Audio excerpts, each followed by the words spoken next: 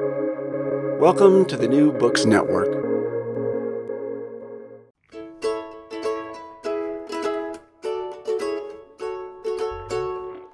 Hello, and welcome to episode 71 of Recall This Book, which is another scintillating, exciting crossover month collaboration with Novel Dialogue, which is a podcast co-hosted by me, John Plotz, and the wonderful Duke scholar Arthi Vade, that puts scholars and critics together to explore how novels are made and what to make of them. That's noveldialogue.org, available wherever you get your podcasts. Way back in the middle of 2020, we brought you conversations with Turkish novelist Orhan Pamuk and with Helen Garner.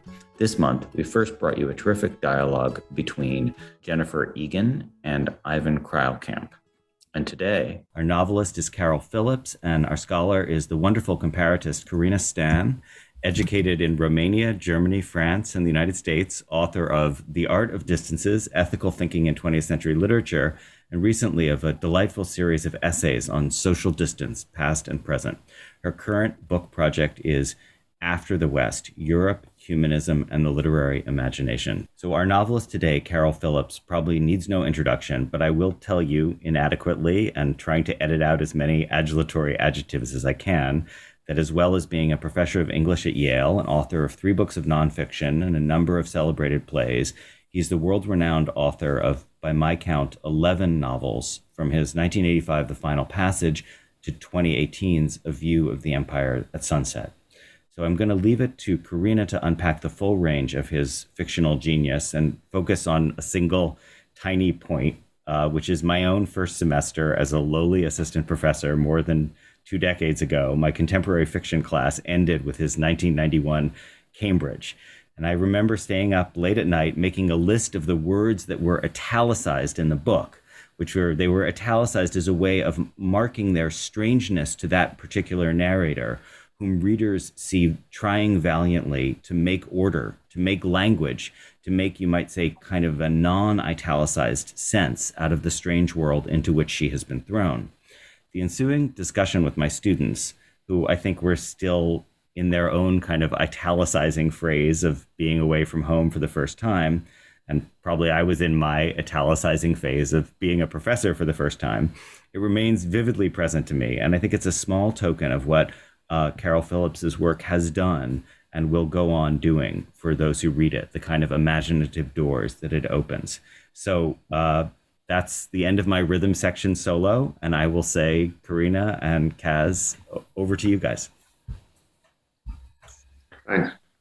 Hi, thank you very much, John, for the lovely introduction and also for having us. And also thank you, Caryl Phillips, for engaging in this conversation with me. So I would like to take us back to the beginning when you decided to become a writer. I know that you traveled to the US for the first time at 20 after living in the UK since the age of 4 months. You took the Greyhound to California and spent a long afternoon reading Richard Wright's Native Son. And in the European tribe, you describe that experience in the following terms, and I hope it's all right that I will give a brief quote from that book. You say, "I felt as if an explosion had taken place inside my head. Native Son provided not so much a model, but a possibility of how I might be able to express the conundrum of my own existence." I would love to hear more about this. What was this conundrum you're referring to, and what aspects of Wright's work seem to offer a possibility of expressing it? It sounds a little pompous now to hear the conundrum of my. No, I'm not sure I was thinking quite that clinically, although it probably sounded nice and grand to me a few years later to phrase it in that way. But clearly the big problem that was going on was it feels slightly embarrassing to say it now, was that I'd never read a book by a Black person. I'd never been offered a book that was written by somebody who looked like me, even though, you'd have thought I had a reasonably profound affinity with literature. I mean, I was studying English at Oxford at the time. I was a student. So you'd have thought that I would be a little bit more well-rounded in my reading, and some teacher along the way would have spotted some nascent writing/reading talent and offered me a book by a Richard Wright or a James Baldwin or a Ralph Ellison or a Wally Shayinka or, a Chebe, but nobody had. And so, it was both wonderful and quite daunting to realize that people who looked like me could write books and did write books. And then, of course, there was the subject matter of the book, which was sort of urban angst, the kind of terrible fear of a life being lived in the inner city, which was my life as a working class kid, immigrant kid in England. I spent most of my time reading books about, Jane Austen and Vickers tea parties and, a rather kind of middle class existence that was the norm to me. I thought that's what books had to be about. So there was a kind of double whammy, both the identity politics of not having read a book by a Black person, but then, the content as well was opened up all sorts of possibilities. So Richard Wright was also important to James Baldwin, who also went to Paris at the beginning of his stay, received support from Wright, who was already there.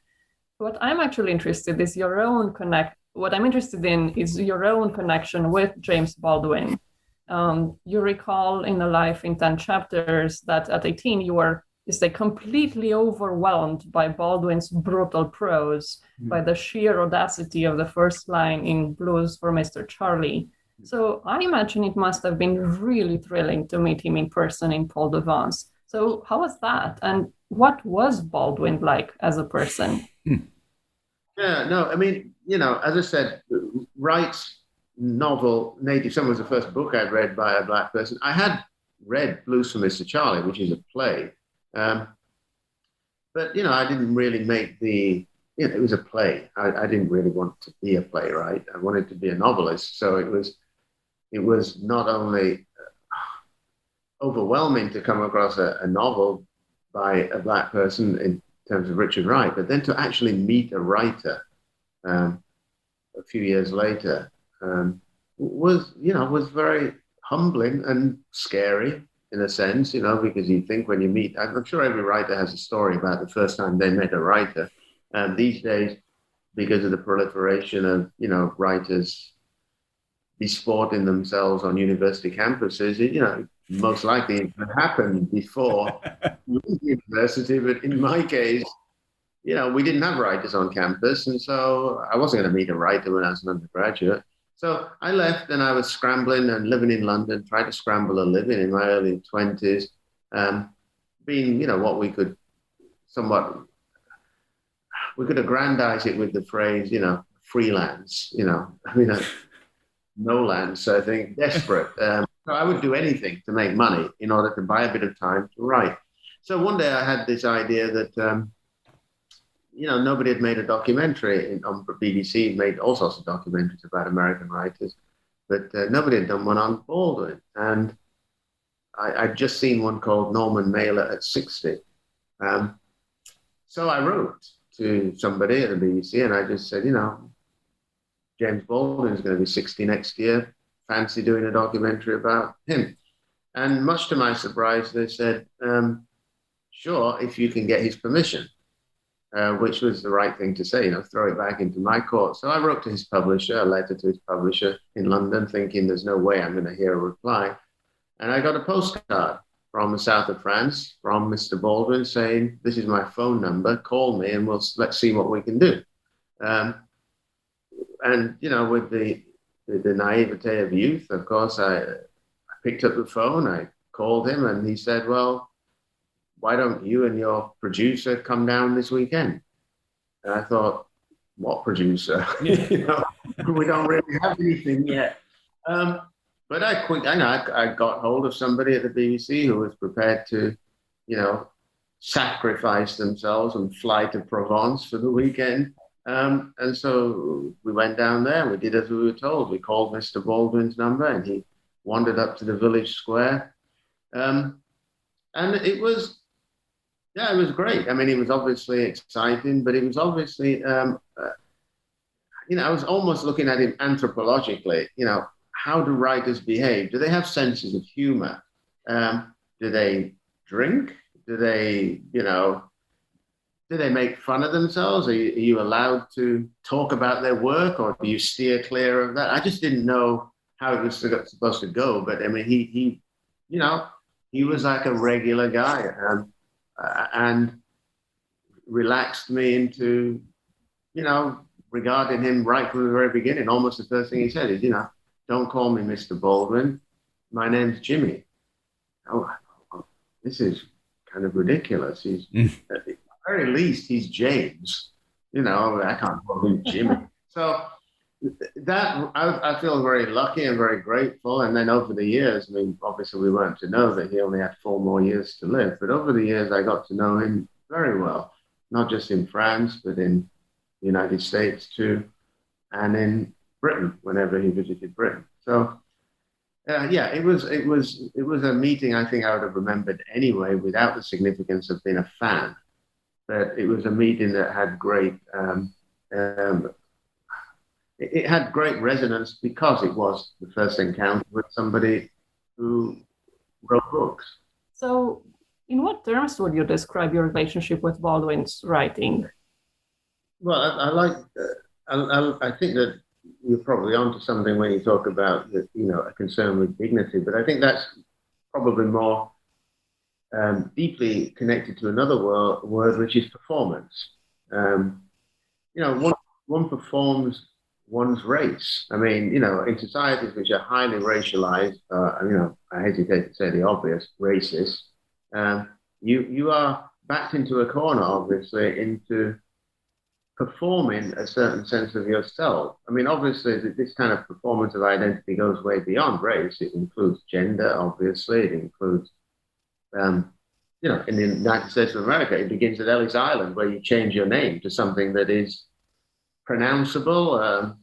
You're performing. But Baldwin was a great one for an interest in the performative, a child preacher, a deep affection and love of film, and the soapbox as his career developed. And I think as a person who was interested in the theatre, and who grew up in a sort of society in which you were expected to perform your identity too, as a British colonial subject, you had a somewhat toxic identity thrust upon you that you had to sometimes act out against.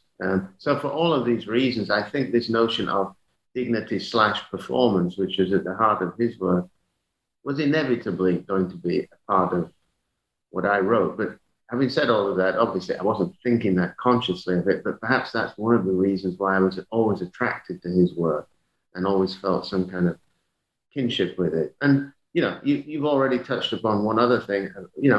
Even when I hear the phrase, the conundrum of my existence, that's such a Baldwin phrase. It has a kind of a high preacher's tone to it. And obviously that is not a phrase I would use now, but back in the 80s, I'm sure, when I was beginning writing and reading Baldwin quite assiduously, some of that by some process of osmosis is going to creep into work too.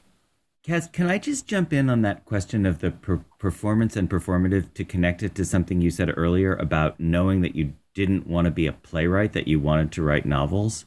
Can you say more? Because that seems like there's a tension there, because performative and, that people line up performative with the theater, but you didn't, that's not how you thought about it. You thought about it more in terms of fiction writing. Yes, I mean, the issue about the theatre, I mean, Corina and I were talking about this actually only the other day, is that the theatre is incredibly dependent upon a whole industry of support, which, begins with who owns the theatre, begins with, you can get a first production, but you want a second production, a third production. You want your play to live beyond the 3 weeks or 4 weeks that it was in this particular space. Yeah. And this was really extremely difficult in Britain. If you were writing a play that had any black actors in it, effectively you had no shelf life. Now, this was the same in the United States of America too. But if you were interested and if you, in having some kind of a shelf life, and if you hadn't got those connections to an institution or a director or a producer, what I actually, to be honest, I think of as sort of old school tie connections. If you don't have them, you're really witnessing your plays, unless you're very lucky. You witness your plays performed and then die. And then there's a tremendous pressure on you to write another one and write another one, because you're not entering any world where there's a chance to revisit it and look again. So for me, from very early, even though the theatre, I think, probably was my first love, I realized it was going to be a rather uncomfortable merry-go-round for me if I went down that particular route. Yeah, thanks. One of the reasons why I began with these questions about Wright and Baldwin is that they were both Black writers who traveled to Europe and lived there for an extended period of time. And as a European, as John mentioned, I'm actually from Romania, so an Eastern European, that's a sort of internal other. I am really fascinated by this because both Wright and Baldwin and so many before them defamiliarize Europe for me. So they see it from a very different vantage point, which relativizes my perceived otherness. And this is something I experienced when I read your travelogue, The European Tribe, the record of your journey through Europe that you took in your 20s. And I recently came across Johnny Pitts, the author of Afropean, who was inspired by your travels through Europe, about which he writes. Caryl wandered as a young Black man in his 20s through white Europe before the work of his generation had helped the continent even entertain the idea that there were Black people taking an active part in its societies. The work is quietly subversive, so he writes here about the European tribe, playing with the notion of an approach white people often assume when traveling in Africa, as an outsider observing a strange tribe practicing odd rituals. He normalized the Black gaze, becoming an invisible eye, and instead otherized Europeans as something strange and exotic with a nudge and a wink. I would love to hear more about this idea of otherizing Europeans, both from the perspective of writers like Wright and Baldwin, but also from your perspective. Yeah, I mean, it's very interesting. Wright and Baldwin arriving in Europe in the 1940s were effectively exchanging one world for another world. There wasn't a tremendous amount of synchronicity, and there's not many bridges and tunnels that had been dug culturally and in other ways between Europe and the United States of America. People had been there, Josephine Baker, the jazz musicians that were there in the early part of the 20th century. So people had arrived, but it was still an escape from America. It was another world. It was almost a world where you could begin again. And Wright did talk a little bit about it being a sort of non-racialized world, or a less racialized world than the United States of America. I think he soon found out that it was racialized, but just in other ways. So, you could go there and, to a certain extent, in a slightly romantic way, be free of some of the iniquities and the pressures of the United States of America. Some of that motivated their journey across the Atlantic into Europe. And as you say, quite rightly, they had a different gaze, not just on Europe, but upon themselves when they were there. I didn't feel that. I grew up in Europe at a time when there was a lot of communication and travel and, even politically, Thatcher and Reagan as twins, there was a lot more connective tissue. So for me, whether I got on a plane and went to America or whether I crossed the channel and went from Britain to France and then explored both East and Western Europe, I don't think I had that bump or that division or that rupture that I think Wright and Baldwin had. What I had was something else, which is this. I couldn't believe that people couldn't see that there was a black presence in Europe that went back centuries. There was a black presence in Europe, or a non-white presence in Europe, that was deeply present in the mid-1980s when I wrote the book. It was not just the colonial arrivals, from Dutch Suriname or from Northern Africa into France, or from Sub-Saharan Africa into France, or the Gastarbeiter and various other migrant laborers in Germany. There was the Moors in Spain. There was the Africans on the streets of Spanish cities. It seemed to me obvious, even when I got to Moscow and the Patrice Lumumba University, which is full of students from Africa and Cuba and other parts of the Caribbean. It seemed to me that it was my job to try to, or my intention was to try to stitch some of this reality into a narrative in a way that made people see Europe in a different way. What Johnny Pitts is saying, of course, is flattering and nice, but it was perhaps in my mind rather simpler than this. I just thought people had no idea that there was a presence, but they also had no idea how to look at themselves, which is the title of the book. If you can call Africa tribal, then I'm sorry, you call Europe tribal too, because Europe is tribal. In the same ways that you look at Africa and you say, well, they're kind of tribal, they're always fighting for each other. Well, excuse me, I arrived in Britain less than 2 decades after the end of the Second World War. If that's not tribal, what on earth is tribal? So I was also trying to do, I guess, some of what Johnny was saying. So there was, but it wasn't, I didn't find a difficulty. I guess this is what I was saying. There was no bump for me. Going to Europe, rocking up in a cafe in Madrid and been sitting by myself, I didn't feel like an exotic other in a way in which Baldwin might have felt like, or Reitman. I just felt like, deal with it. I grew up in Europe. It's not my problem. Which is a sense of kind of proprietorial ownership that I don't think either Wright or Baldwin felt ever really in France. They were there for different reasons. Because you said that you felt there was no bump in moving between the UK and Europe, or even you said between the UK and the US.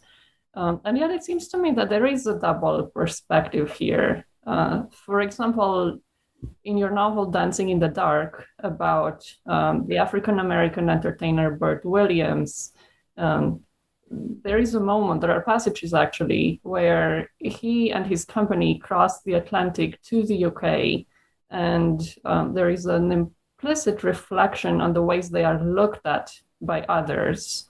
Or you have In the Nature of Blood, the black GI deployed in England at the end of World War II, which again invites reflection on what it's like to be black in the US and in the UK. So it is in some ways different, isn't it? Right? Being black in the UK or Europe and being black in the US. Yeah. So how would you articulate this difference? No, it's very good. I mean, it is different. Well, I guess I should have been more specific. There wasn't as large a bump as there would be, or as large a discontinuity as there would be with Wright and Baldwin. For instance, I think I'm probably correct in saying this, I don't think Wright or Baldwin ever wrote about France or about life in Europe before they arrived there. I mean, they obviously did after they arrived there, but I wrote about America before I came to live in America, if you like. I wrote, I felt enough of a kind of connection to the place. On arrival, of course, on a fuller encounter, it's absolutely true to say that, identity, particularly racial identity, does not work in exactly the same way in Britain as it does in the United States of America. But there was enough that I was able to feel that I recognized something, that there was enough that was going on that was familiar to me. I think perhaps the language, certainly in the case of the United States of America, perhaps not having to learn another language, although some would question whether American English is, but not having to do what Baldwin had to do and Wright had to do, arrive and they had to learn a language. They had to learn to think in a language. They never went as far as Beckett and actually wrote in that language as well. But I didn't have some of the ruptures that they had to navigate. But there were still things that I had to understand, and still some things that I struggled to understand. And you're right when you point to Dancing in the Dark, because that was a novel, specifically about, reinvention and performance in the United States of America, that I don't think I would have written if I'd have remained in Britain. I'm going to go off script for a moment here. So let's play a game. Are you in? Mm-hmm. I know you're very fond of sports. So if you could pick one of the following, what would you have? You would have, for example, a ticket to travel back in time to 1951 and watch live the boxing match between Randolph Turpin and Sugar Ray Robinson that you evoke in Foreigners, Mm-hmm. and then have dinner with Turpin, or the capacity to teleport yourself to see live every Leeds United game in a season, or the opportunity to play golf with, let's say, Hideki Matsuyama. Okay. It would be the Leeds. It would be the Leeds. It would be it would be the thing that spoke most clearly to my own sense of my own identity. Golf, I love golf, you're right. But, there's elements of golf where it's a country club sport. And I play golf in the knowledge that, even before I get out of the car at whatever golf club, I wonder, okay, when's somebody going to look and wonder, is that my caddy for the day? So I'm always aware of, golf is always going to be that kind of a sport where anybody who doesn't look like they fit in is going to have to deal with whatever. I mean, it's kind of, I'm not sure what I'd say to our current Masters champion, except, you were the first one. Yeah, I've got some understanding of what it means like to be the first one. Or, you're the only Asian guy in the room at next year's Masters dinner. Yeah, I've been there, not at the Masters dinner, but I've been the only one in the room. So that conversation would last about 5 minutes, and then he would realize how bad I was at golf, and it would be just disappointing for the rest of the afternoon. The fight with Sugar Ray Robinson and Turpin, I was fascinated by Turpin enough to write about it, and I do sort of like boxing, but one of the things I find uncomfortable about boxing, I've only ever really been to one live boxing match, or one boxing fight, is, it's summed up in the sort of battle royal scene in Ellison's Invisible Man. The idea of people paying money and putting on dinner jackets to watch two black guys hit each other makes me kind of slightly uncomfortable too. So I think I'd avoid that, even though I did find the social, and I do find the social politics around boxing fascinating. But, just for sheer pleasure,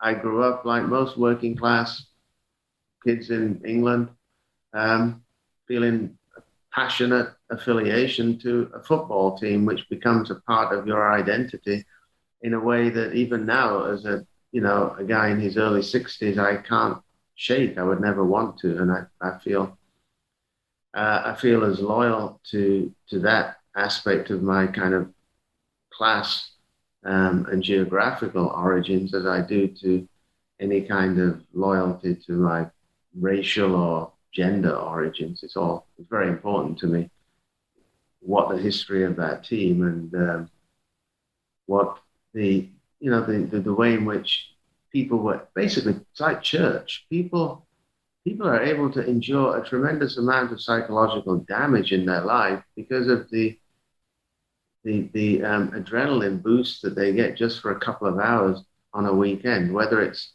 in a church or whether it's in a football ground. It just allows people to endure. And that's one of the things I respect about football. At some point, Corina wrote in a review that your work is about what the West would like to forget. What do you think about this characterization? Well, I mean, I think there's some truth in that, because when you grow up in a world or a society, and eventually that society, as you travel a bit more, it becomes, uh, it becomes grand enough perhaps to say a world, in which you're constantly having to explain who you are. You realize that the clue to who you are, and the reason that they don't have answers at their fingertips, is because they've been swept under the carpet, or they've been conveniently held back, or even more perniciously forgotten. And so everything is a way of trying to remind people who I am and who people like me, who we are, whether it's people who don't have necessarily a singular sense of their identity because they have a couple of passports, which, bemuses a lot of people, and they don't understand, or whether it's because of my accent and they don't understand why you have a different accent or a different name. Everything is a way of trying to answer the questions before they come up.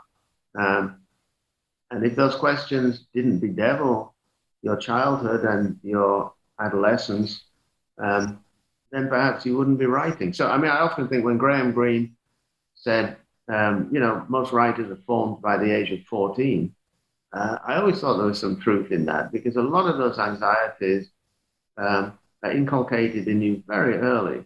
And in my own case, it's that sense of constantly having to explain who you are, and then realizing that it's not necessarily ignorance you've been faced with that question. It's like a kind of willful collective amnesia that many people are trying to correct: teachers, social workers, writers, musicians. There's lots of people trying to address that willful amnesia, which is often parachuted into society. There's a thread that has been dangling here that I feel connects to an earlier conversation in novel dialogue that we had with Orhan Pamuk. And he said something that's just been not bothering me, but I've been kind of worrying it. He said that the novel is just, it's a middle class form by its very nature. And Kaz, you talked earlier, you were talking about the kind of Jane Austen frock and hat aspect of like middle class existence of the novels that you were subjected to. And I was trying to think about how that question of like middle class life as content relates to the question, the way that Pamuk put it, which is just like there's something inescapably bourgeois about the novel form. Like I feel like I disagree with it, but I'm not sure I have the language to say why. And I don't know, I thought I would put it to you. My response to that would be to say that the form itself is middle class because, you need money to buy a novel, or you need to be in a society or have access to a library to get novels out. I mean, it's not like TV. It's not like comic books. They cost money. And you need time to read a novel. A lot of people don't have time to sit down and think for 15 hours, however long it takes a novel. So I think as a form, as a literary form, it was born into the middle classes, and I think it's always been a middle class form. So I agree with that. What I don't agree about is the idea that because they're about middle class people, that they're somehow alien from you. Because vicars and middle class people, they fall in love too. They get betrayed. They feel let down. They worry about their kids. They worry about the marriage that they're in. They have a gamut of emotions that says, why does anybody else? So reading about a bourgeois life, to me, is as painful and illuminating and as joyful as reading about the lives of blue collar people or the lives of people from any other social strata. So I never really was too concerned about the fact that the people I was reading about were living lives materially or otherwise, or culturally or otherwise, that were alien to me. Because what mattered to me was the human heart. Mm-hmm. That's what mattered. The fact that they loved, they lost, they died, they gave birth, um, they dreamt. That's what mattered to me. If you were to write a letter to your sons, what would it be like? Given that you've thought so much about how relevant past experience may or may not be, would it be anything like Baldwin's The Fire Next Time, or Ta-Nehisi Coates' Between the World and Me, or Maya Angelou's Letter to My Daughter? Would it be lighter in tone, or what would it be like? It's a very good question. I don't feel the impulse to do it right now because they're a little young, um, and they're still at an age where, they haven't crossed that threshold into adolescence where I think everything starts to charge around in the bloodstream and in the brain and become a little confusing. So I wouldn't quite know what to unpick or try to unpick for them. Would I want to do that?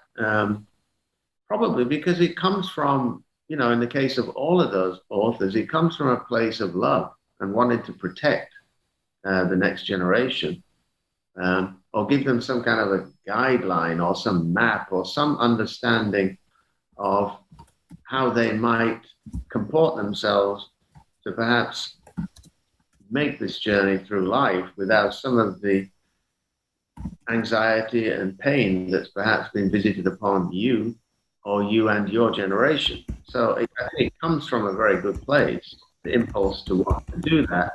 Would it actually, would it connect? Would they take it on board, or would it go in one ear and come out the other? Would they be texting as they were reading it? Would they be channel hopping or whatever they do these days? Would they be Instagramming as it was on one screen and they pop up on another platform? They're doing something. I don't know. I really don't know. I don't have a great deal of faith in human common sense that we learn from the past.